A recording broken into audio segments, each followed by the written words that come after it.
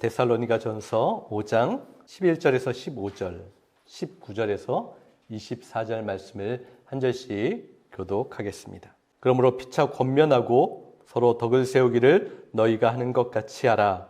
형제들아, 우리가 너희에게 구하노니 너희 가운데 수고하고 주옵소서. 너희를 대상하며 권하는 자들을 너희가 알고 그들의 역사로 말미암아 사랑 안에서 가장 귀히 여기며 너희끼리 화목하라. 또 형제들아, 너희를 권면하노니 게으른 자들을 권면하며 마음이 약한 자들을 용납하고 힘이 없는 자들을 붙들어주며 모든 사람에게 오히려 청하라. 삼가 누가 누구에게든지 악으로 악을 갚지 말게 하고 서로 대하든지 모든 사람을 대하든지 항상 선을 따르라. 예언을 멸시하지 말고 악은 어떤 모양이라도 버리라.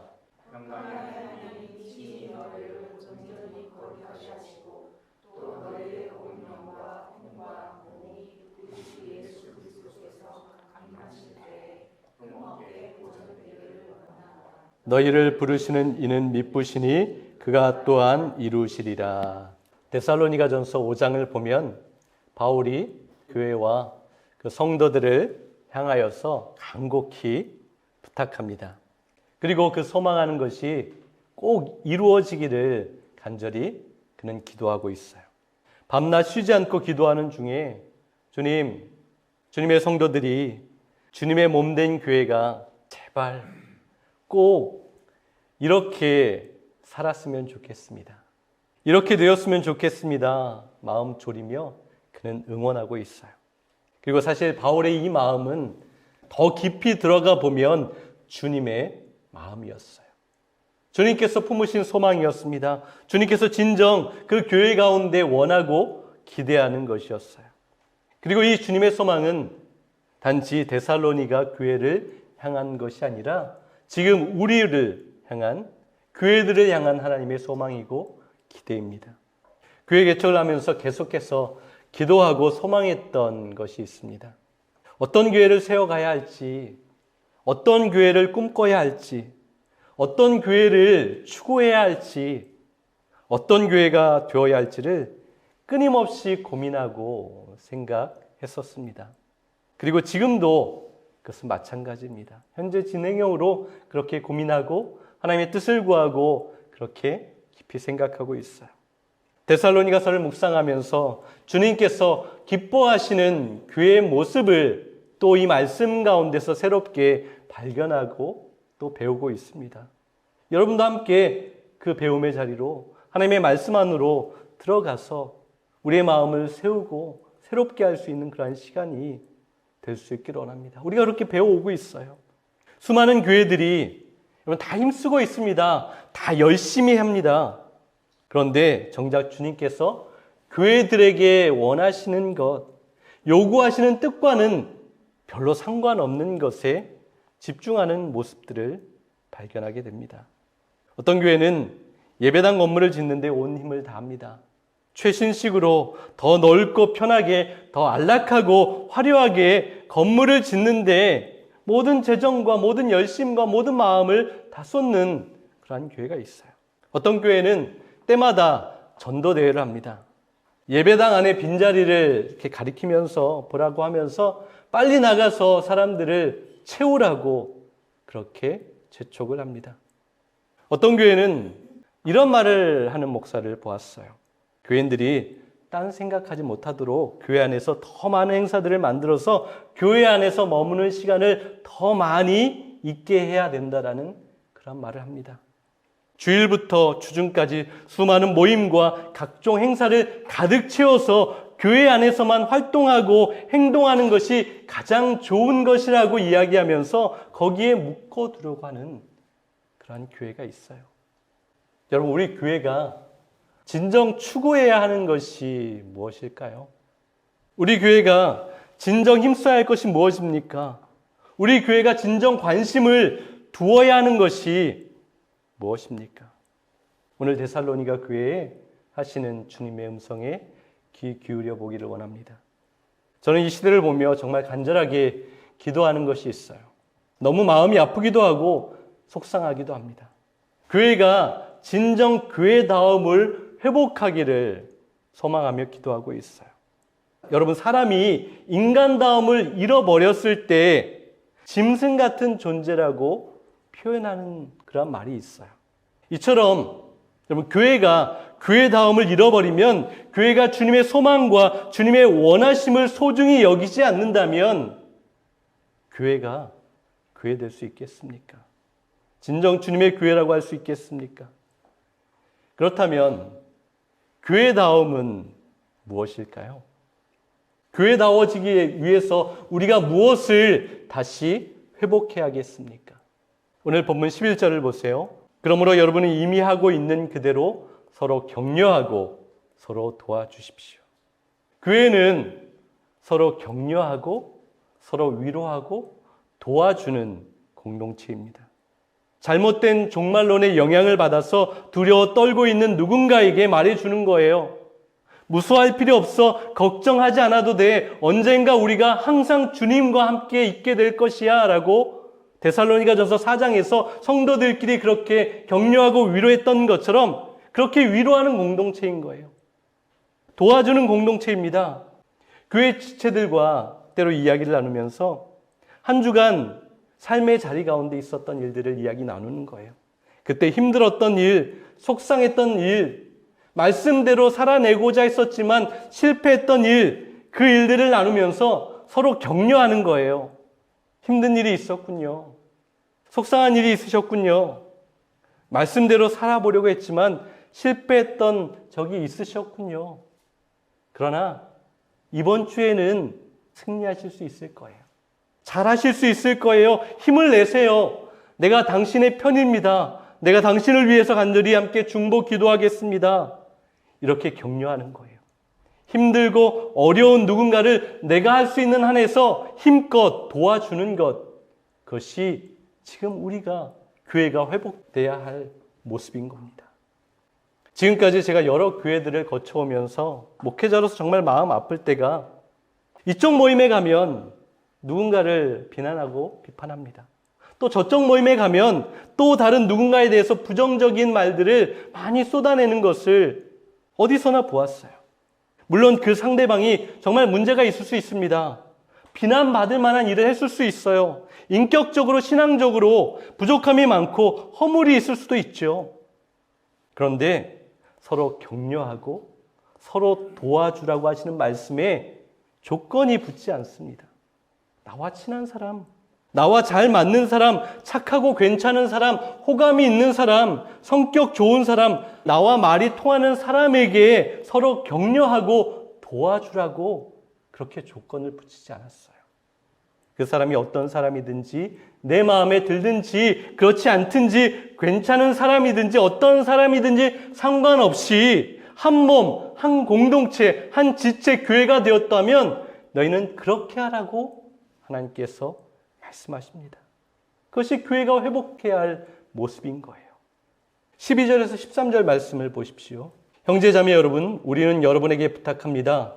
여러분 가운데서 수고하며 주님 안에서 여러분을 지도하고 훈계하는 이들을 알아보십시오. 그들이 하는 일을 생각해서 사랑으로 그들을 극진히 존경하십시오. 바울은 당시에 자신과 같이 복음을 전하는 복음 전도자, 선교 사역자들에 대한 부탁을 교회에 하고 있어요. 그들이 주님을 위해서 하는 헌신을 잊지 말라고 부탁합니다. 그리고 교회와 성도들을 위한 수고와 헌신, 말씀을 가르치고 지도하는 일에 대해서 인정하고 그들을 사랑하고 존중하며 존경하라고 그렇게 말하고 있어요. 그러면 이것이 우리 교회들 가운데 회복되어야 할 또 다른 모습인 것 같아요. 그런데 어떤 목회자들은 이 말씀을 가지고 목사한테 잘해라, 목사 잘 대접해라, 목사 잘 섬기면 복 받는다, 목사 말 잘 따라라, 목사한테 순종해라, 이렇게 말하면서 자기 뜻대로 조정하려고 이러한 말을 하고 적용할 때가 있어요. 예전에 제가 새벽 기도회를 마치고 나오는데 집사님 한 분이 저에게 오셨어요. 목사님, 지난번에 설교를 듣다가 설교 때 사용하실 태블릿 하나를 사드렸으면 좋겠다라는 그러한 마음이 있었어요. 하시면서 돈 봉투를 저에게 이렇게 내미셨어요. 그때 제가 갈라디아서를 새벽에 강의하고 있었는데요. 집사님이 설교를 들으셨던 날 본문의 6장 6절의 말씀이 포함되어 있었습니다. 이 말씀이에요. 말씀을 배우는 사람은 가르치는 사람과 모든 좋은 것을 함께 나누어야 합니다. 라는 말씀이 그 설교 가운데 있었어요. 저는 이 말씀을 가지고 영적인 말씀을 가르치고 그 말씀을 듣고 배우는 사람은 서로 좋은 것을 나누어야 한다라고 말씀드렸어요. 그러면서 그 좋은 것은 사랑의 마음, 위로와 격려의 말, 서로를 끊임없이 지지하는 것, 서로를 소중히 여기고 아끼고 존중하고 말씀의 좋은 것들을 서로 도전하며 나누는 것이라고 그렇게 말씀을 드렸어요.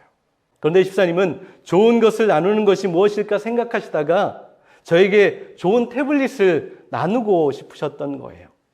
제가 집사님에게 이렇게 말씀드렸습니다. 집사님, 참 감사합니다. 제가 마음만 받겠습니다. 저와 나누는 것은 영적인 도전, 말씀에 대한 사모함, 서로에 대한 존중, 귀하게 여기는 마음이면 족합니다. 이 돈은 저보다 좀 더 필요한 누군가에게 나누셨으면 좋겠습니다. 라고 이야기를 드렸어요. 여러분, 목사에게 잘한다고 복받지 않습니다. 목사한테 잘못한다고 저주받지 않아요.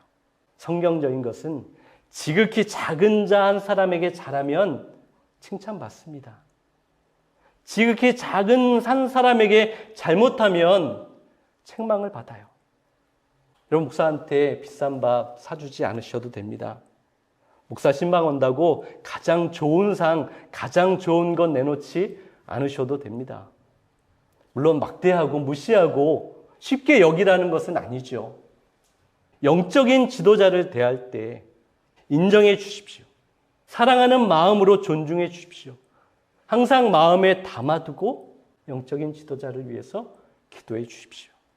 목사를 인정하고 사랑하고 지극히 존중해주고 지지해주고 귀하게 여기려면 여러분 어떻게 하는 것이 맞을까요?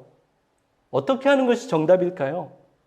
저는 그렇게 생각합니다. 목회자가 주님의 마음을 담아서 하나님의 말씀을 바로 해석해서 여러분들에게 부탁하고 권면하는 것들을 받아들이는 거예요.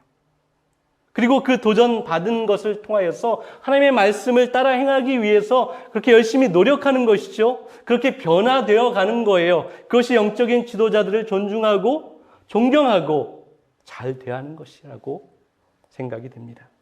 그리고 목회자와 성도가 함께 그 말씀대로 살아내려고 그 말씀에 순종하려고 최선의 노력을 함께 다 같이 하는 거예요.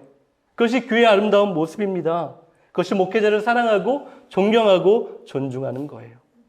그리고 목회자도 성도들이 함께 그 길을 갈 수 있도록 먼저 모범을 보이고 존경받고 인정받는 그러한 삶의 모습을 나타내기를 위해서 뼈를 깎는 애씀이 영적인 지도자들에게 있어야 합니다. 이러한 모습들이 이 시대 가운데, 교회 가운데 회복되어야 하는 거예요. 14절에서 15절 말씀을 보세요. 형제자매 여러분, 여러분에게 권고합니다.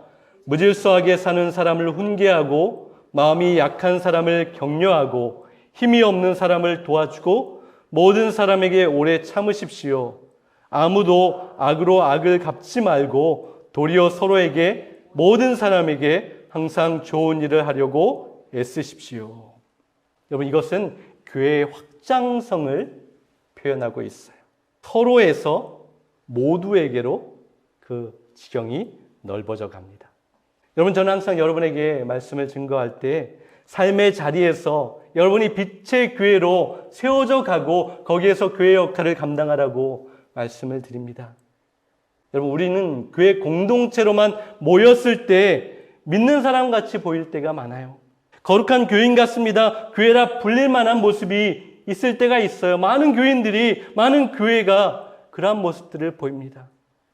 그런데 우리가 진정 교회로서 살아가야 할 곳은, 진정 교인의 거룩한 모습을 드러내야 하는 것은, 교회다운 교회라고 인정받아야 할 것은 이곳, 이 안이 아니라 우리가 날마다 치열하게 살아가는 세상 속에서 우리의 가정에서 일터와 사회와 세상에서 그렇게 교회로서 인정받아야 하는 거예요.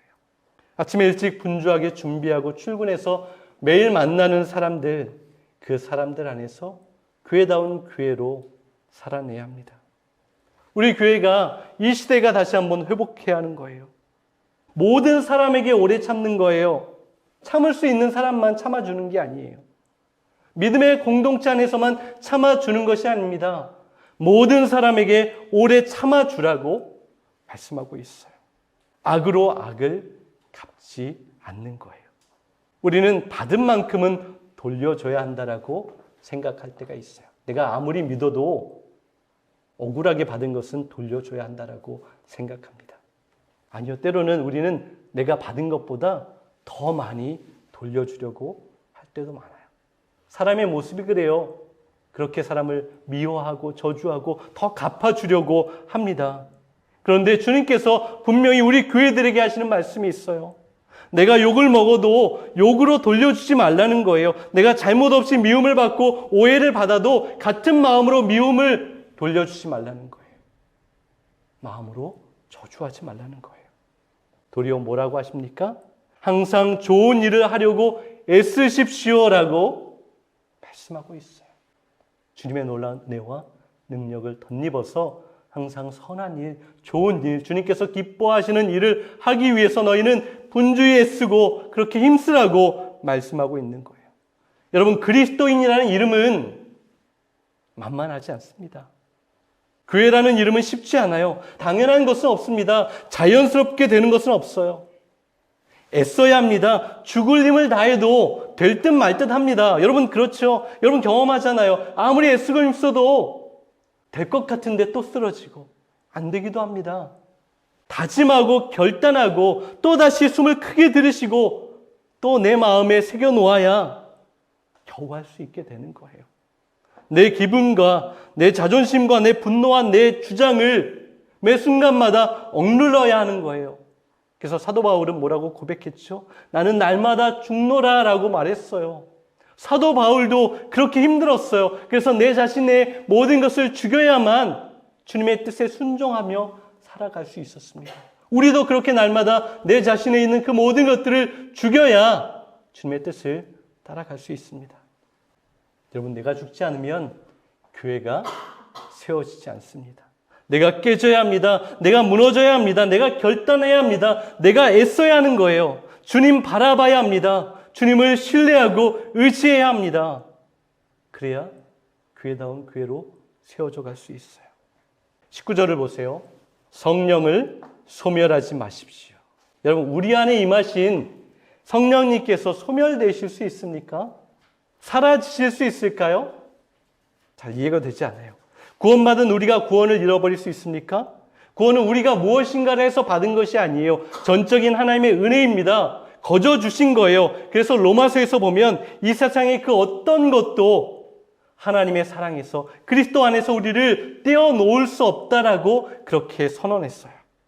그러니까 우리 안에 계신 성령님이 절대로 소멸되지 않습니다. 우리를 떠나거나 사라지지 않습니다. 이 구절을 다른 번역으로 한번 읽어볼게요. 성령의 활동을 제한하지 마십시오. 성령의 불을 끄지 마십시오 라고 번역되어 있어요. 그리고 원어의 정확한 표현은 성령의 불을 끄지 말라라는 표현이 가장 가깝습니다. 그런데 여러분, 이것도 맞는 표현일까요? 우리가 무엇이기에 성령님의 불을 끄거나 킬 수 있을까요? 그렇죠?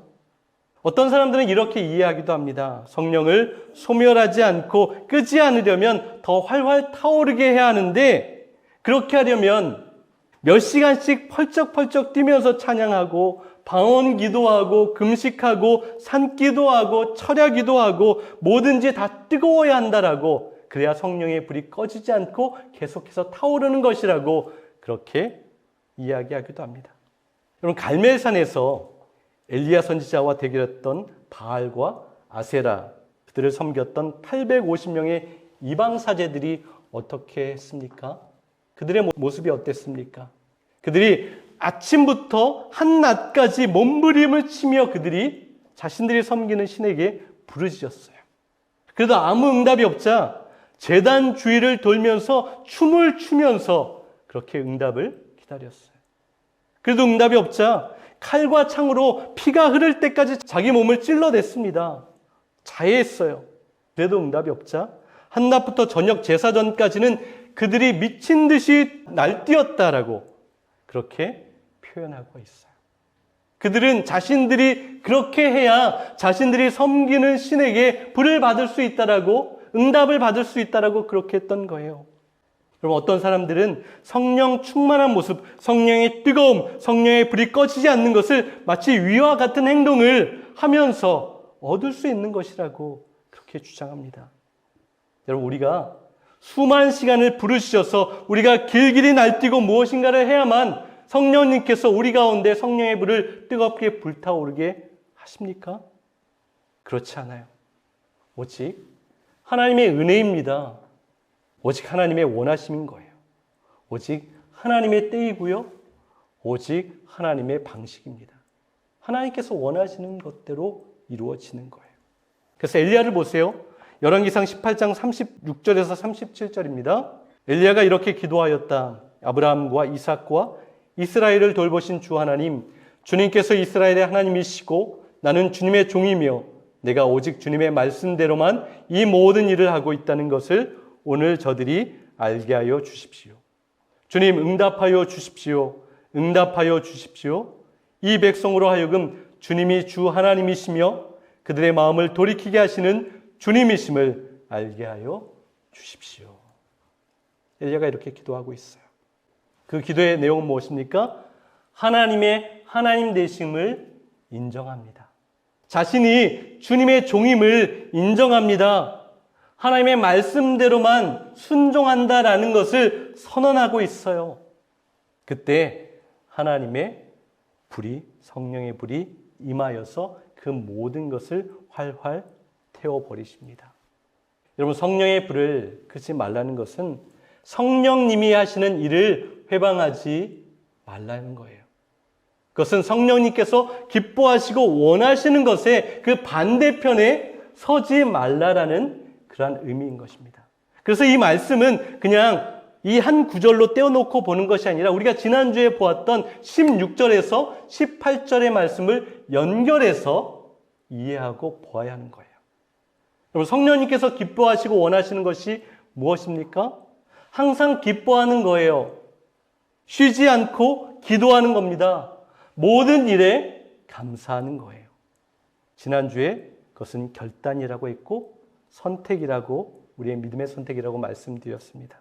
성령님께서 기뻐하시며 행하시는 일은 무엇입니까? 우리가 어려움 가운데서도 항상 기뻐할 수 없지만 기뻐하기로 결단하고 주님의 뜻을 따르는 거예요.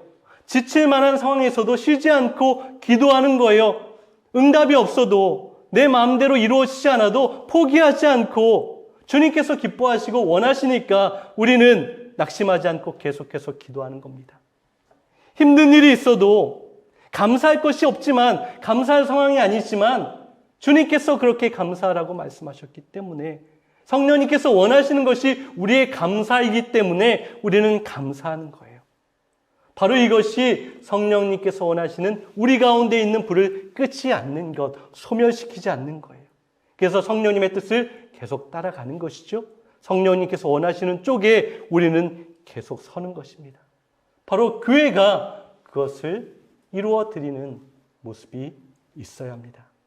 20절을 보세요. 예언을 멸시하지 마십시오. 여기서 말하는 예언은 미래의 일을 점치는 그러한 말이 아닙니다. 예언은 하나님의 말씀입니다. 성경 곳곳에 예언이라고 기록된 것은 누군가 어떤 신비한 어떤 음성을 들어서 앞으로 어떻게 될 것입니다, 이렇게 될 거야 라는 것은 그러한 예언적인 말을 하는 것이 아니라 성경에서 말하는, 신약에서의 예언은 항상 하나님의 기록된 말씀을 의미하고 있어요. 그래서 다른 번역을 보면 성령의 감동을 받아 전하는 말을 멸시하지 마십시오. 하나님의 말씀, 성경은 성령님의 감동으로 지어진 글입니다. 그래서 이 예언은 하나님의 말씀을 멸시하지 말라라는 거예요. 기록된 말씀, 하나님의 뜻, 하나님의 말씀입니다. 그래서 이것은 성령의 불을 소멸하지 말라는 것, 끄지 말라는 것과 동일합니다. 하나님의 말씀을 멸시하는 것이 무엇입니까, 여러분?